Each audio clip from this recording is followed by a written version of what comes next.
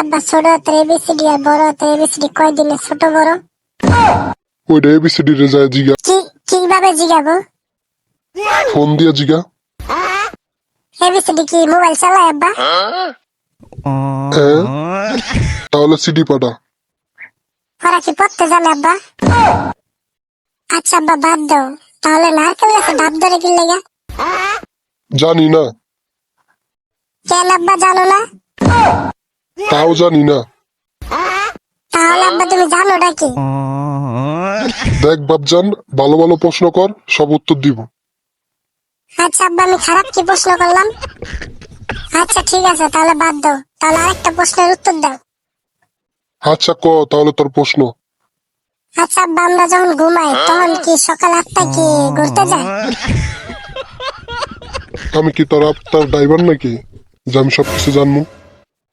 আমি শুধু এইটুকু জানি যে মানুষ ঘুমানোর সময় মরার মতো পড়ে থাকে, আমি এইটাই শুধু জানি।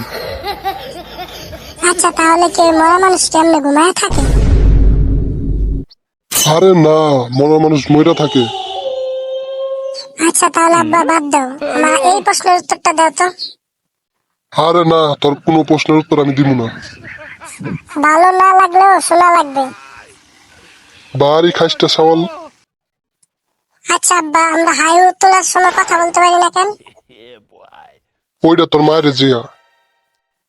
কেন মা কি এই প্রশ্নের উত্তর জানে নাকি? হ্যাঁ, দূর বাড়া। আচ্ছা তুই আমার একটা প্রশ্নের উত্তর দে দেখি। আচ্ছা তুই প্রশ্নের উত্তর দে, ছেলেদের থেকে মেয়েদের গায়ে শক্তি কম কেন থাকে? আব্বা মেয়েদের শক্তি তো গায়ে থাকে না। তাহলে কোন জায়গায় থাকে? কেন মুখে? তা তুই ঠিকই কইছস। আচ্ছা আব্বা বাদ দাও, তাহলে তুমি আমার শেষ একটা প্রশ্নের উত্তর দাও। কি বল? আচ্ছা আব্বা মূলা কি পেকে কি গাজর হয়? মহা বিপদে পড়ছি তো, তোর সাথে কথাই বলা যাইব না। যা পড়তে বল।